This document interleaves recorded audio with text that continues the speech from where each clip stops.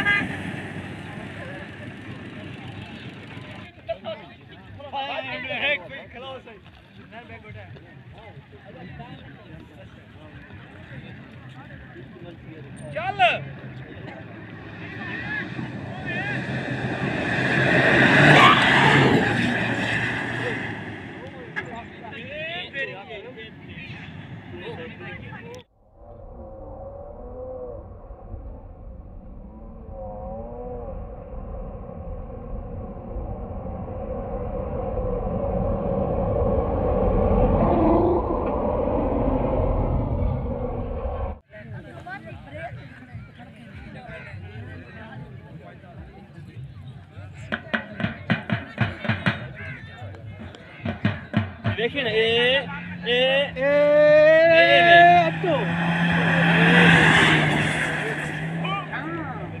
बनाने के लिए बताइए।